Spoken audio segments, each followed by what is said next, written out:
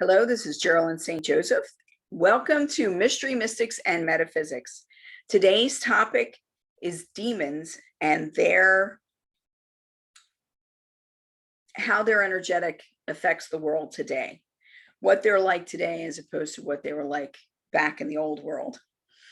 So the first thing we need to know is that demonics, I believe they are real. I am an exorcist. I have worked with them. I have helped to cross them over. I have helped to just get rid of some you have to bury for a long time, some you have to give an assignment. There's different ways that we deal with different types, depending on how strong they are and exactly what they're coming through.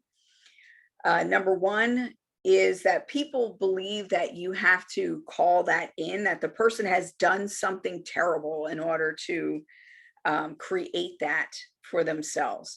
And the truth of the matter is that's not necessarily true, because I've dealt with very young children who have had issues. And it's not because necessarily the parents were like into demonology or something like that.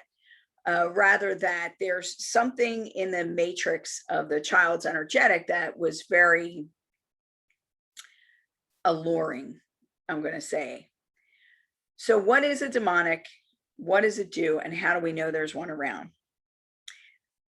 The word demon and the word daemon are for two kind of different entities. I like to be very specific about what I'm talking about, which is why I wrote my book, Paranormal Activity. What are you dealing with? When we're talking about demons, as when we're talking about angels, we're talking about an entity that was never human. So a demon is not a frustrated ghost. A demon is not, like your grandfather come back and he's just really nasty and he's a demon now. That's not the way it works. He may be fodder for a demon. A demon may be directing him, or could be his soul could be feeding this demon, but he is not a demon. By the same token, I know a lot of people like the belief that, well, when mommy and daddy die, they go up to heaven, they become angels. I do not hold to that. My experience is that angels and that type of entity, they're energetic entities, and they have never been human. So there are certain things about being human and being physical that they do not understand. Now, can they manifest into a human form? Yes, they can.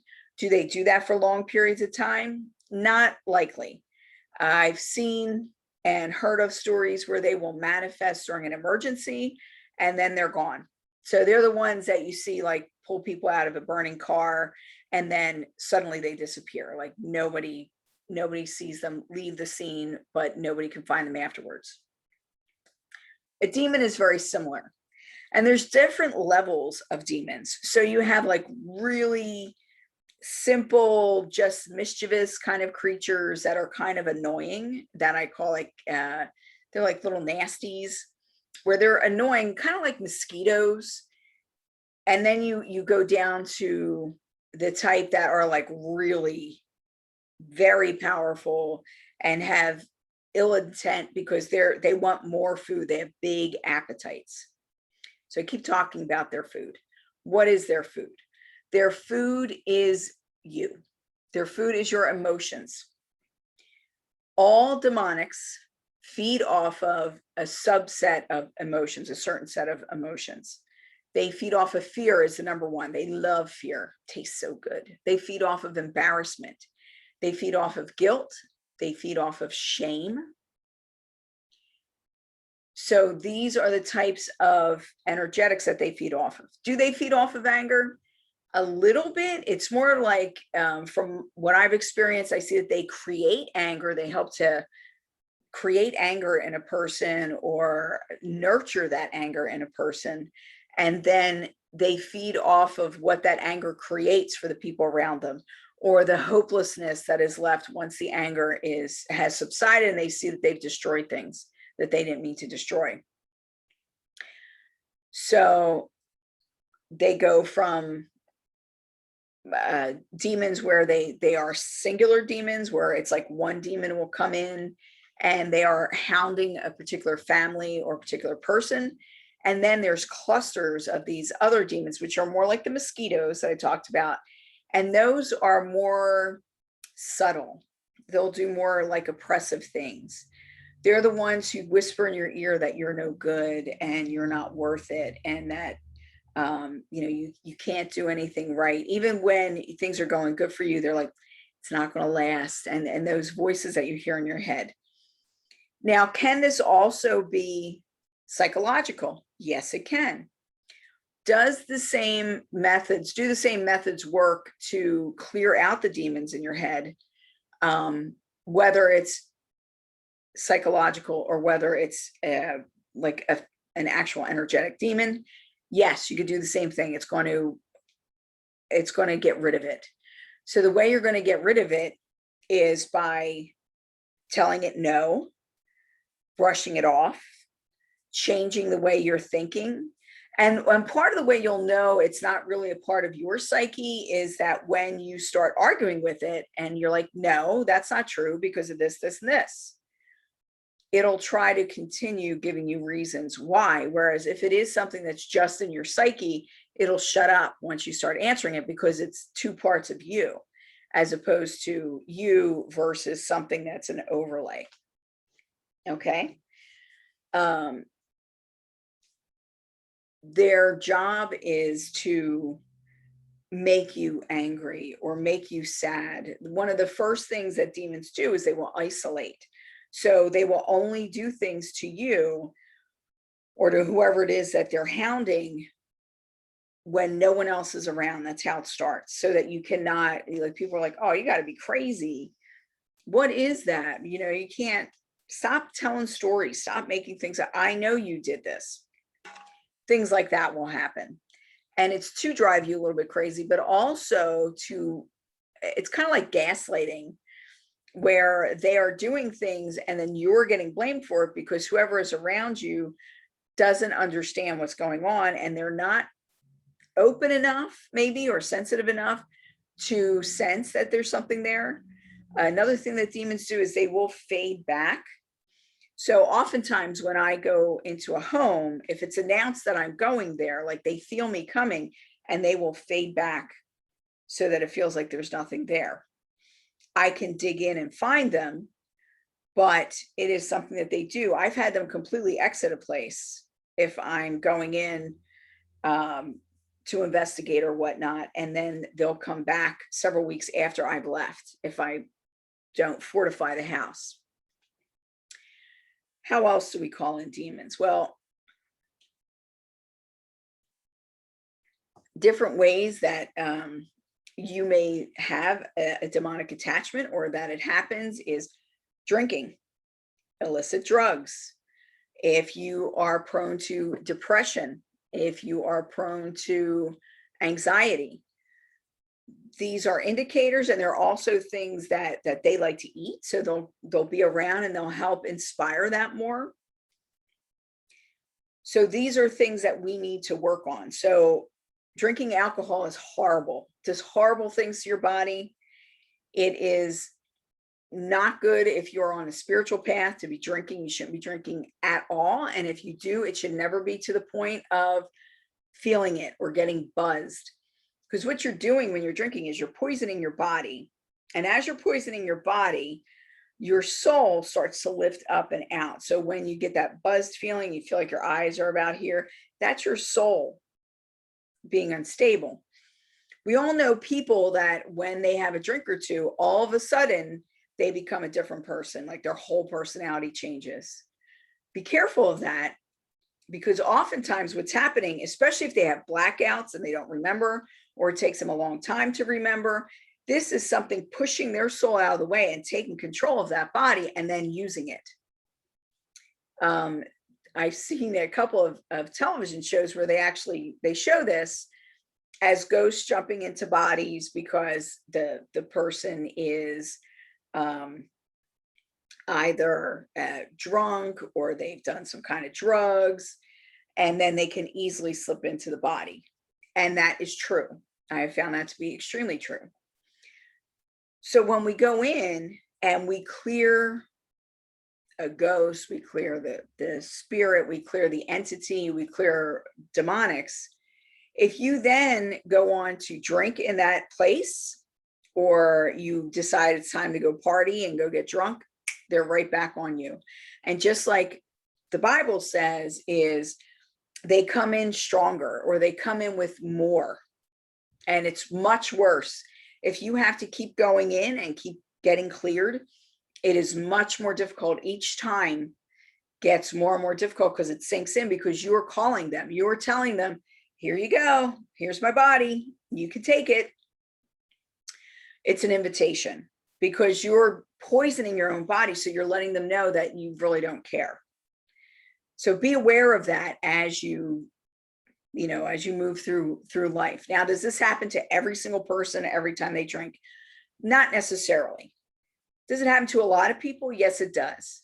Does it happen in bars? Oh, yes. You can walk into any bar in America, and I guarantee that they will have a cluster of demonics in the bar.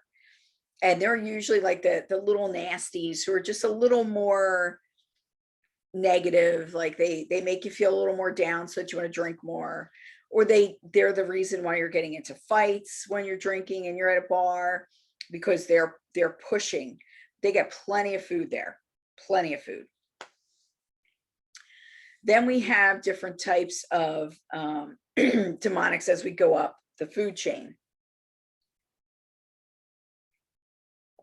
And what I see happening often is that you'll go into a house and they'll say, well, the house is haunted. And there will be a ghost or two there. A ghost is a person who has left their physical body. It's just their soul now, without a physical body, that has not crossed over. During the process of crossing over, a soul rejoins with Source or God or whatever you want to call it, and it gets stronger. It becomes one with everything again. Whereas when it's still a ghost, it doesn't have this. So it's alone. And not only is it alone, it gets stuck so that it cannot cross over unless someone creates a portal for it. Someone on the other side cannot create the portal. I don't know why. I just know that that is the way it is. And oftentimes those that have already crossed over cannot speak to or communicate with someone who has not, as in a ghost. A ghost doesn't know any more about what's going on than you do, because they are in the here and the now. They don't experience time. Excuse me. They don't experience time the same way, but it's not like they can see the future or anything like that. So what I see oftentimes is there will be a ghost who they might be lost, they might be afraid, they might be angry or whatever. And there's usually a demonic there feeding off of them. Many people will fail to see the demonic that's there. Once the ghost gets pulled, if the demonic chooses to remain, then it will start feeding on the people directly instead of having the ghost as the go-between. So oftentimes when we're doing clearings, we have to really make sure that we're doing a strong enough clearing that it'll pull up anything that's like that. There are times when you can see this happening because you'll go into a place like a house or whatever. I remember one of the first exorcisms I ever had to do, I went into this house. It was built over a slaughterhouse. We used to be there, and then they built this beautiful place over it. And it was several different homes, but this one home was like directly over where they used to kill the animals. And there was a demonic there that created every family that moved in there. And I was there for, it was either the third or the fourth family. Every family, when they moved in, they were okay. Then the wife would start cheating. The husband would get really paranoid and jealous. The kids would start getting beaten. I mean, it was like, it just devolved within a year or two of people moving into this house. And it was like 4 couples in a row, and 2 of the couples that had actually gotten to the point where the man murdered the woman. So looking at that, looking at the history and trying to figure out, okay, well, what's there, it was like this demonic presence was there, and all these ghosts were stuck there because the demonic held on to them so that they couldn't cross over if they died in the home. So that was not an easy one to go into and clear. Got the job done, but it was very intricate, and it was something that took going back several times. I also noticed that when I look at movies and things like that, and the way they show you exorcisms, yeah, like they kind of like really blow it out of proportion in a way. But also when you read about like the Catholic exorcisms and things like that, you see that they're starving the person, or they're doing this, or they're doing that. And it's like, I don't do any of that. Do people have to be restrained sometimes? Yes, they do. Do they have to agree to being restrained? Yes, they do. Is it better to have a lot of people around or a few people around? I would say it depends on who's around. I did one place where we created a circle. I put my blessed rose water in the center, and the demon was attached to a specific person. And as we started the process, it goes for the weakest link. So the guy who was like 2 down from me, all of a sudden had like marks around his neck, and he's getting lifted out of the seat and getting choked. And I was like, do not let go. And we took the rose water and splashed him to release him. But because he was skeptical, he was the one who got hit. The rest of us were prepared. So you have to be aware of that and know that if you're going into these types of situations, you cannot express fear in any way. And if you start feeling afraid, laugh.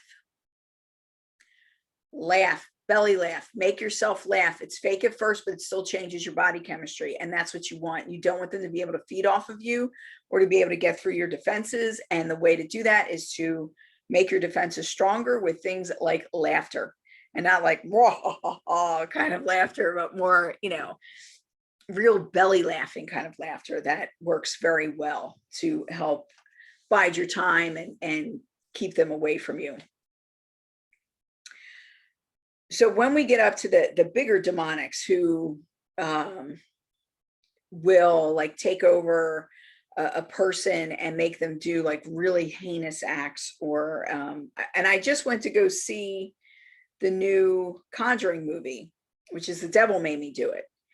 I 100% believe that actually did occur. And just watching the beginning of it, I was so I'm like, what are you doing? What are you doing? Why are you waiting for people? Get it done. I use them as training for some of the people who would like to get into doing this kind of thing. It's more of a calling. Not everyone can do it. It's more of a vocation. Like I did not have a choice when I started doing this. It was do or die, literally. And I could tell you stories about different things that I've seen and different things that have happened and different ways that we dealt with it. But I can let you know that seeing people getting tossed around, tossed 6 feet into the air, into a wall, or now I've not seen someone be like stuck to the ceiling, but I've definitely seen them get whopped, like just thrown across the room. I've seen strangle marks or marks where it'll be being made while I'm there to see it, or while somebody else is there to see it. Like all of a sudden you could see the hand marks or the scratches start to appear. You ever see scratches on someone and it's 3 scratches, that is not a good sign. 4 scratches is even worse.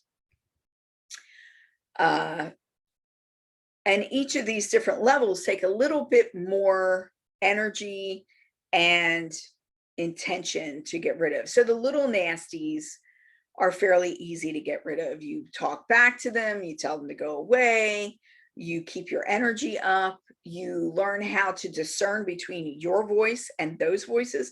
And those voices can be like your father from when you were a kid, or your mom criticizing you, or that teacher in 2nd grade. They will take on a form that it's familiar to you so that you don't immediately dismiss it. And that's what they do is they want to be able to hang out and eat. Just like, when we go to a restaurant, we want to be able to hang out and eat. Sometimes we're actively eating and sometimes we're just sitting there hanging out. That's what they do also. What most people don't understand is that when people are familiar with these demonics, especially if they have one around them that's been there from when they were younger, that they get so used to it that when the demonic is removed, they don't feel right. Or, and I'm sure you've seen this in movies, where a demonic comes in to help out in an extreme way, but the person feels really powerful when they have that demonic presence in or around them. So that when the demonic is exorcised, they don't like the way it feels. I can't tell you how many people I've helped to get rid of these things, and they will call them right back in because they feel weird or they feel helpless or yada, yada, yada, on and on and on. I had a woman who I was helping with this. And the thing was that she had gone through so many lifetimes feeding these entities that there was very little left of her own life force. So their energy was actually fueling the physical body, so that when I pulled them out, the physical body could not sustain. And I had to make the decision, either you leave them in and she lives, or you pull them out and the physical body is going to die. I left them in. I left it up to her, and she's still alive. But that was something that I've only seen that one time, where it was that extreme, where there was so little of the soul that it was mostly just this enmeshment with these 7 demons that kept her going. And she was very prolific in bringing them new people, I'm going to say.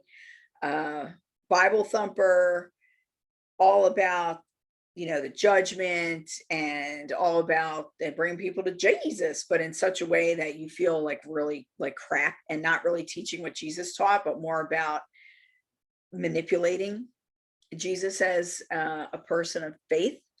So I've seen it on many different levels. Most of them are fairly easy to clear. They're fairly easy to get rid of. A lot of them will just, when you give them the offer to send them back up to source so that they can be recycled and their body, their core can start over again, they will do that.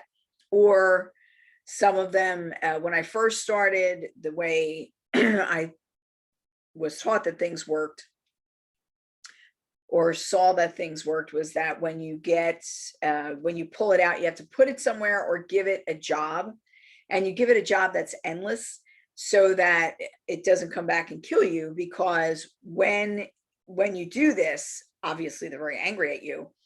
And if you give them a job that's very limited, they will come back when they're done and they will kill the exorcist. Like, that's kind of a thing. So I remember having to wear pure silver and having to give them jobs to do, like counting every grain of sand on every planet that ever was or ever will be. Things like that. They're going to take a little bit of time, Another way that they used to do it back in the day is you would put them like at the roots of a tree, and the tree would contain them. Problem is, what are we doing with all of our trees? We have massacred this entire country. I'm in America. We have massacred so many forests, so many trees. We just kill them. And doing that, a lot of that is releasing a lot of this back into this, our energetic. It's releasing them back into this world. They are no longer contained. Just like when you watch those movies and they dig too far down into the earth and all of a sudden they're releasing Satan. We're basically doing that by killing all the trees and just putting houses and stuff where it really doesn't belong. We really don't need it as much as they want to build, and just kill everything and destroy everything. This is also, I think, my own personal thing is that a lot of that development is demon driven, because it really has no place. If you're looking at the world as a whole and what's healthy for everyone and what is going to be sustainable, it has no place in that. But people don't care because it's about money, which is greed, which is one of the 7 deadly sins, much more deadly than we even have any idea about. So when you get one of these big, heavy ones, they're a lot more difficult to clear.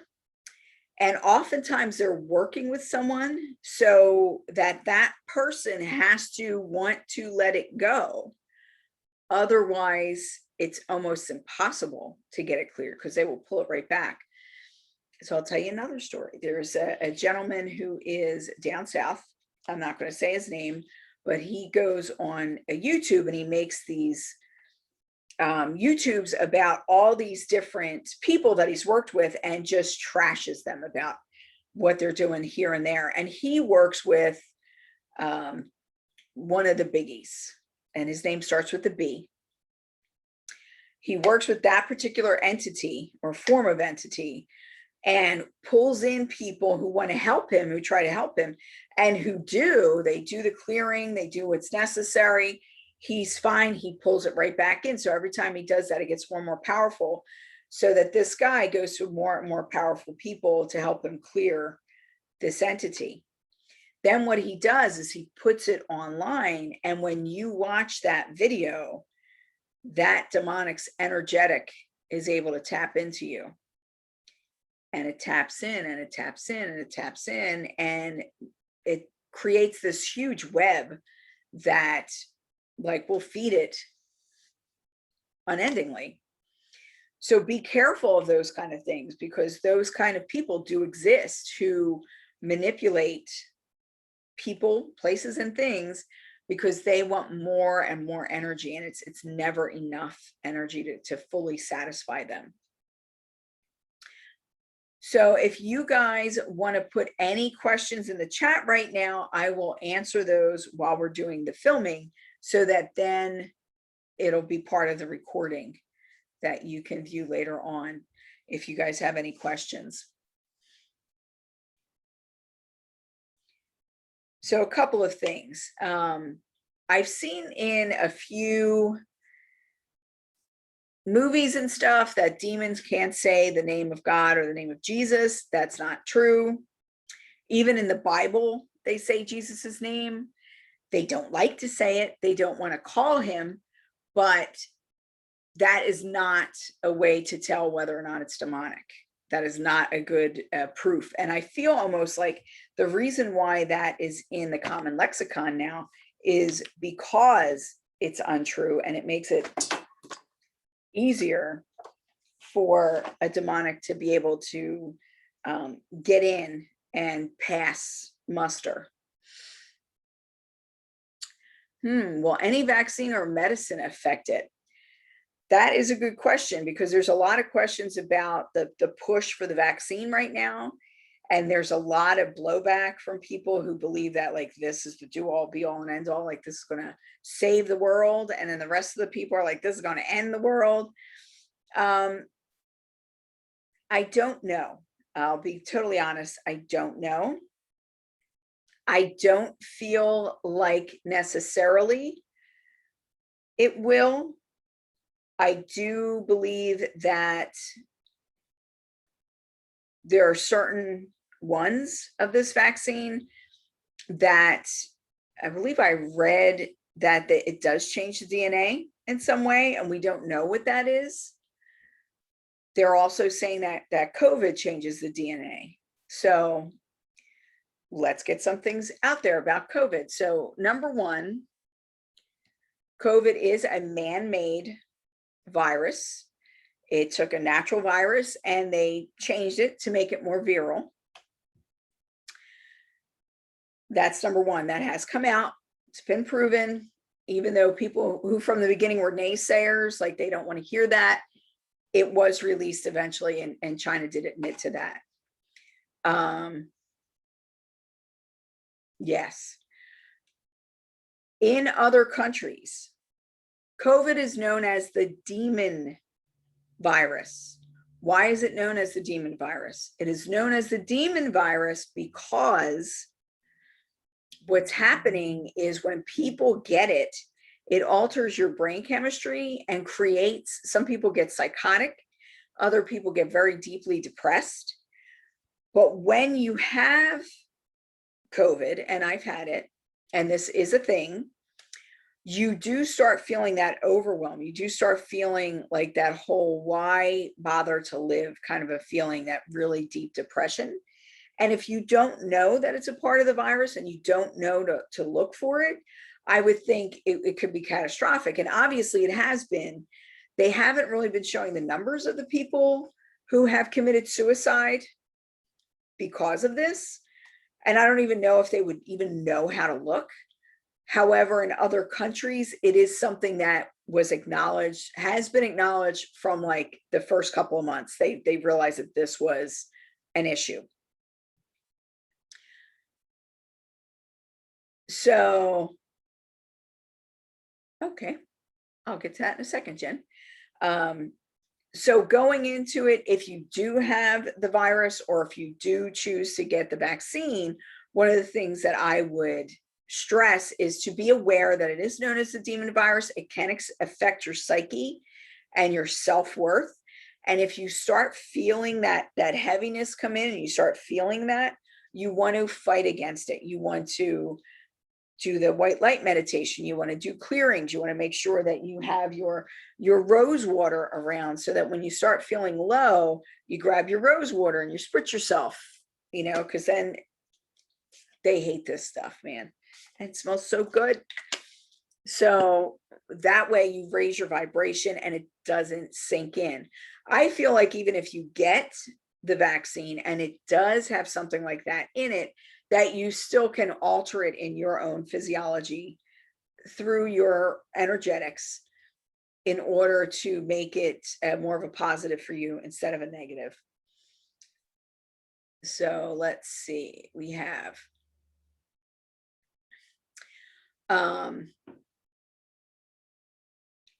how do our guardian angels or previous ancestors who may help us at times interact with any demons that may come into our auras or space? Do they advocate for us in a sense? Does their presence inhibit demonic influence? So if you have a good relationship with your guardian angel, with your ancestors, yes, they can help you stay away from it. They can help you combat this if it's in already. It's about being aware and acknowledging that this is something that can happen and that does happen. So being on a first name basis with your guardian angel, talking to them, thanking them, having gratitude for your ancestors, having a close relationship with them. Yes, they can all help you battle. The caveat is you have to ask. You have to let them know that you want their help. You have to ask for it. So because this is like something that you're kind of calling in, depending on what you're doing or can call in, if you're getting drunk every night and you're battling this demon over here, but you're getting drunk, you're making this decision to drink every night, your angel can't do a whole lot with that because you are choosing that. We have this whole free will thing that we have to really grasp and understand. We have free will. We can choose to be sick. We can choose to be nasty. We can choose to be buddy with a demonic that's very destructive. We can choose all this. We can choose to be negative. That's our choice. We have that ability. Some people choose it. Some people feel more powerful when they're negative. Some people feel more powerful when they're ragging on everybody. I remember a woman when we were living in Hawaii, just so nasty, just a nasty person. I guess we would call them a Karen now. And she would, any chance she got, she would try to get people fired. Like she took great great pride in that she got people fired. And one time she was bragging about how she had pulled out in front of somebody and they had clipped her car, and then she saw that they worked for somebody and she called the employer and da-da-da. And I ended up finding out who it was and what the day was. And I called the employer and I told them that she's got a history of this, and please do not, this is not against the employee, and spoke to them and undermined her attempt to get this poor person fired from their job for no reason, because she was that nasty. And she needed to feel that power. Now, would I say that is a demonic expression? Yes, without a doubt, that is a demonic expression. Is that something that might be in her soul, that she is, built that way, that she feeds off of that? Yes. Would I say that there's a demonic feeding off of her and what she lays down? Yes. So part of it can be inside, part of it can be coming from outside. A demonic often works from the outside in. So the last thing they will do is jump into your physical body for an extended period of time, because it's not comfortable for them. They're used to being endless and having power and being able to walk through walls and do whatever they want. And then when you're in a physical body, you can't do that stuff. So a lot of times what they do is they will be they're that nagging voice in the back of your head. They're that thing that's making your computer constantly not work properly. They're that thing that makes you hit every single red light when you're in a rush. That could also be your guardian angel telling you, stop rushing. So it's also about your perception of things. Do you want to perceive everything as being from outside and uncontrollable, or do you want to perceive things as being for your betterment, for your good? Do you want to perceive? And demons can't stand that. Like if you laugh a lot, like genuinely laugh, if you're a happy person, when people are undergoing this and shortly after they've had an exorcism and stuff, I tell them, watch really funny movies. Whatever makes you laugh, that's what you want to do. Whatever makes you feel good, that's what you want to do. Dance around the house, do your gardening, laugh a lot, do that kind of thing. So let's see. So this is about casting spells. Oh, that's horrible. So casting spells. So a lot of people want to believe that when things aren't going their way, it's because somebody cursed them. Do curses exist? Do spells exist? Yes, they do. Some people call it the law of attraction. It's the same thing. You're working with the same kind of energies, but your intention is different. So casting a spell could be like calling in the rain because there's a drought. It could be calling in your loved one, like calling in your heart person, your significant other.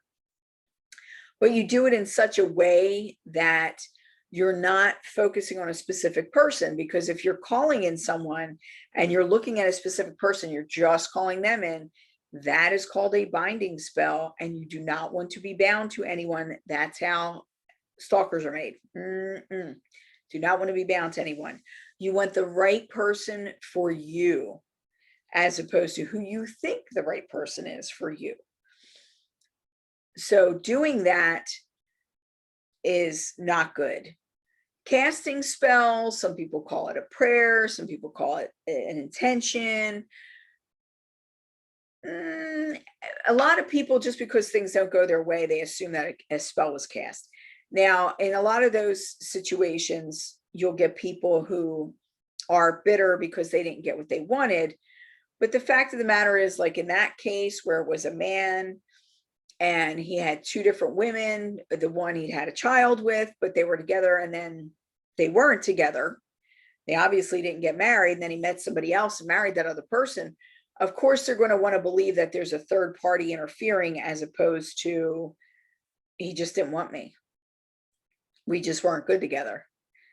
Instead of looking at that, because it makes them feel better about themselves. Could there have been a demonic involved? Not usually. Generally speaking, no. Demonics generally want to feed on, they can't really manipulate things as much as people give them power to. I mean, you have to give them the power to do it. So the way they start is very subtle with the thoughts. And if you allow the thoughts to continue and keep going and you don't cut it off or fight back against it at any point, then it'll grow. Then it maybe become like a physical illness. It could become like being nasty. And then it'll just, grow from there. Do demonics occupy certain spaces?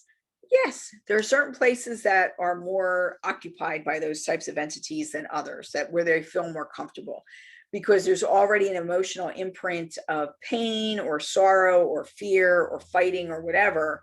It's easier for them to be there. Places like, people talk about Gettysburg all the time. There's dark energy there. Now, I'm not speaking from experience because I have not been to Gettysburg, but I've seen and heard through videos and audios that there is quite a variety of stuff there. And there is a huge emotional imprint there. So the difference between an emotional imprint and an actual entity being somewhere is an emotional imprint is created by some major, it's either a major trauma or something like that, that sinks into the land and stays there. That takes a lot of healing in order to really scrub it up. Or the same thing happening continuously in the same place. Like for instance, if you have like an insane asylum and they put all the people who are criminally insane in the same area of the asylum, so that energy builds there, that anxiety and the anger and the frustration and the violence, it's in that area, and it kind of sinks into the land. By the same token, if you have like a slaughterhouse, that kind of energy sinks into the land.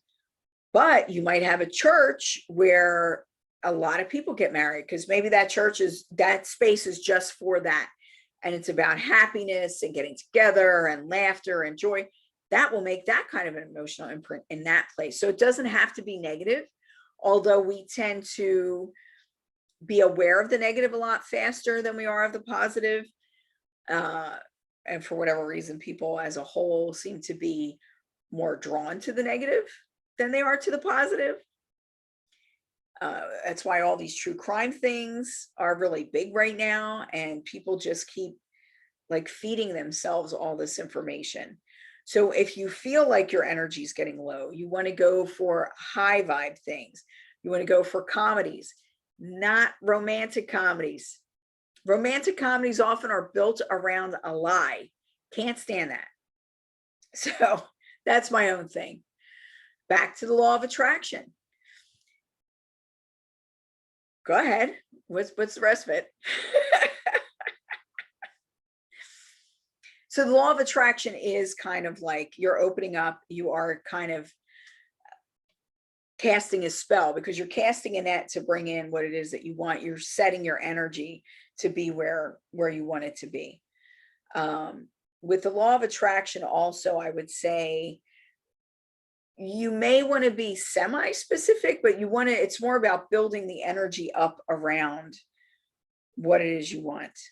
So for instance, when you're doing a job, or you're doing for wealth, you want to give it the space and the room to be able to create it, instead of being so specific and this is the way it's got to happen, that you're not giving spirit or your energetic any space to really create it. So the law of attraction works both ways, though. If your subconscious is against you, which it often is, and we don't even realize it, it creates that dichotomy, and then things get a little screwy. So you need to make sure that you are in alignment with yourself. You need to bring up your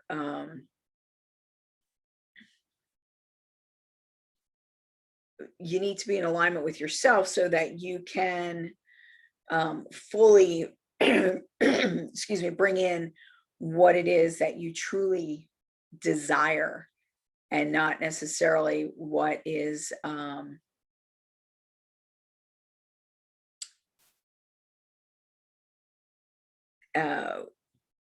what is in the back of your mind. You don't want to pull in your fears, but a lot of times that's what we focus on. So you got to be careful of that. Okay. Well, we may feel like whatever bad is demonic, but it's actually our own thoughts creating the world around us, not what, who. Yes and no. So when you're sensitive, there's something called, we have different gifts. One of the gifts is the gift of discernment. Not everyone has the same level of discernment. It's like a being sensitive to a certain extent. So if you have a high level of discernment, then you can tell the difference. If you don't have this high level of discernment, it feels the same, or it'll feel very similar. And as I said, again, it's more about what you're doing actively to combat it, or to give yourself the space and the freedom to experience the best thing for you, instead of having to experience what is outside of that realm. So what we want to do is you talk to yourself. Very much talk to yourself when you feel those doubts coming up, when you hear those voices in your head that you know are not yours, or that you suspect are not yours. Talk to them and be very firm and be very positive with who you are. I know this is how I feel. I know this is what I can accomplish. I have faith. I'm sitting in my faith. My faith is about where I'm at and who I am. So you can have faith in God, you have faith in your guardian angels, but ultimately it comes down to faith in you, and putting that energy into your energetic, that you have faith that you are protected, you have faith that you are guided. And these are all very positive things that you can then build on. So I think I'm looking, yes, it is exactly that, Jen. Thank you. You have, everybody's got two wolves. You know, back in the day, it was like you had the devil on one shoulder and the angel on the other, and they're both talking to you, and it's, who are you going to listen to? Well, the story of the two wolves, which is a Native American story, I believe, you have two wolves. Which one are you feeding? Are you feeding the one that's angry and aggressive and out of control, or are you feeding the one that is serving you and being protective and is strong? So what are you feeding? Here's another cool tidbit. An emotion, specifically anger, lasts for seven seconds. That's it. Physiologically, 7 seconds. Anything longer than that, we are feeding. You're putting into it. I am so mad. Like when you get cut off in traffic, like somebody cut you off. Jerk, what are you doing? You know, you yell at them for a second, and then you keep driving. Or you can go into road rage and like bump his bumper and scream at him and get up close to him and try to knock him off the road and get crazy. It's your choice. Again, we're talking about free will. What are you choosing to feed? Who are you choosing to be? Where are we going from here?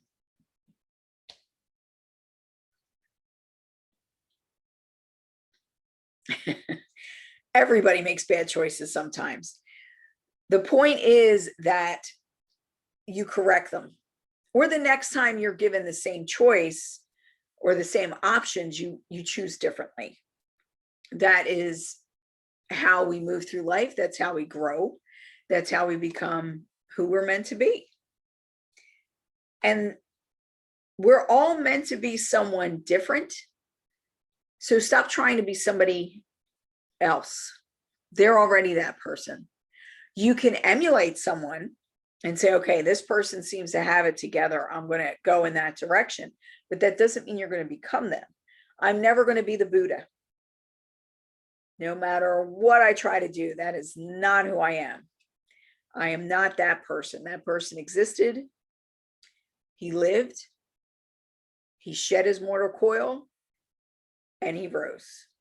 I'm never going to be Jesus. I can try to be like Jesus, but I'm not going to be Jesus, because Jesus lived, he died, he shed his mortal coil, and he rose. So you need to be the best you that you can be. Figure out what your gifts are. What is it that you bring to the world that's different?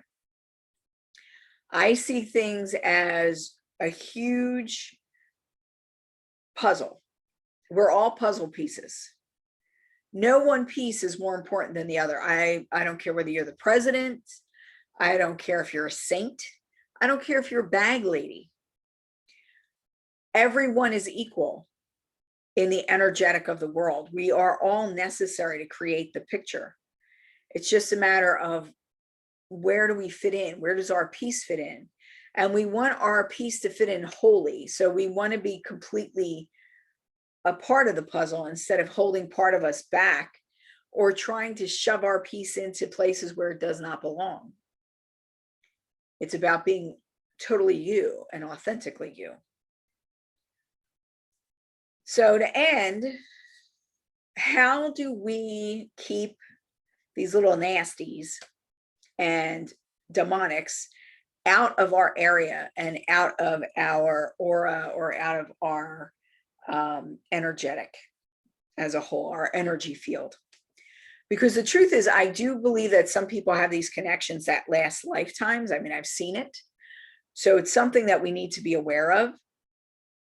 And the best way to do that is keep your vibration high. Do what you can to stay on the upper echelon. And even when you're going through grief and you're sad, that is natural. Allow yourself to go through it. It doesn't mean anything's going to beat up on you or jump on your head unless you allow it to. You have to allow yourself to express and experience all of your emotions. Anything you suppress becomes your shadow. And then it becomes difficult to deal with, because it's always coming out of the darkness at you and you can't see it coming. And we don't need that. We don't need that to occur. We can integrate. I know when the computer doesn't work, I get mad, I get angry, and it's okay. I get angry. So I yell at it a little bit. Maybe I punch my little desk punching bag, and then I let it go. I can't sit there for hours and hours and just keep going on about how something doesn't work. I find a workaround. You have to learn how to work with the life that you're given. So keep your vibration high, laugh as often as you can. Know who you are, get to know yourself, get to know your needs, and meet your needs. That doesn't necessarily mean that you're taking from anybody else, or that because your needs are met, somebody else's can't be. There's enough to go around, generally speaking. Help others. And do what you know is right. So if you know that stealing is wrong, don't steal. If you know that going out and getting drunk and then driving and putting people's lives at risk is wrong, then don't do it. Call an Uber. Don't drink. There's so many different things that you could do. Whatever we're being faced with, 99% of the time, there's some choice involved. It could be a choice in the beginning. Do I do this? Do I step out? Or it could be a choice at the back end.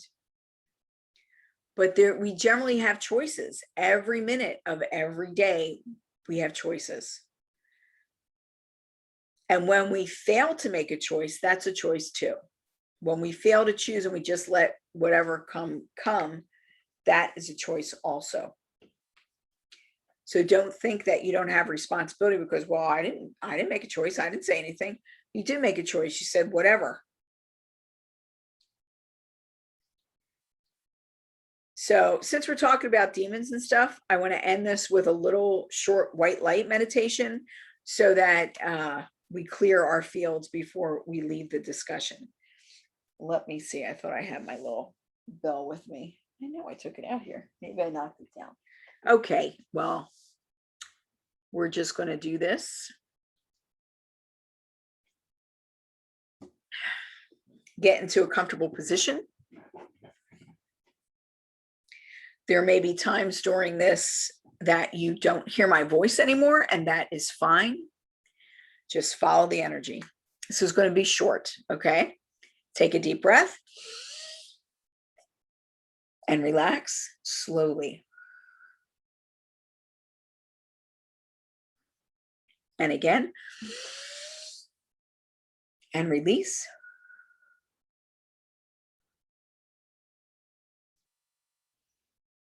There's a ball of white light above our heads. It looks like the sun. From it emanate shafts of light that enter us through the tops of our heads and fills us with its energy.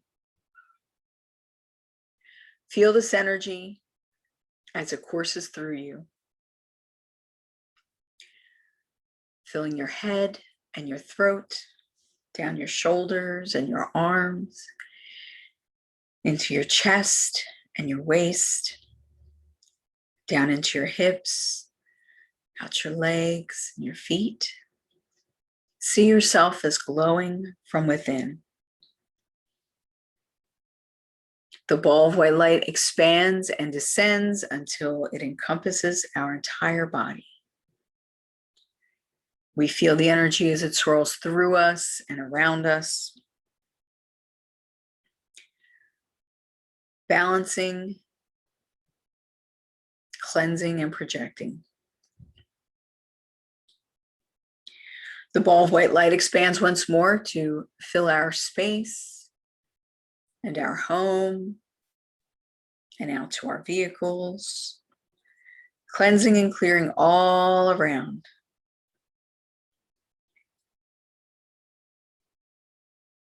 It's in your neighborhood and your city and your county. And see it as it fills the land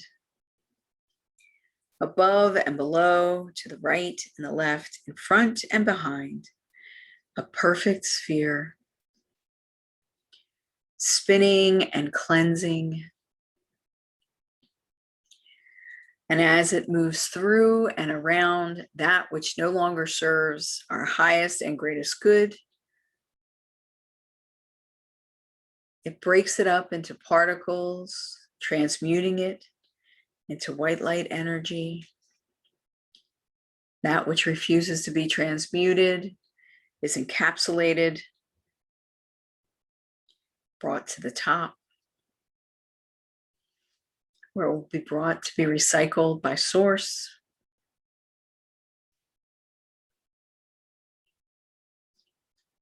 And the white light bubble contracts and contracts once more until it is only in our home, and starting beneath our home in the foundation,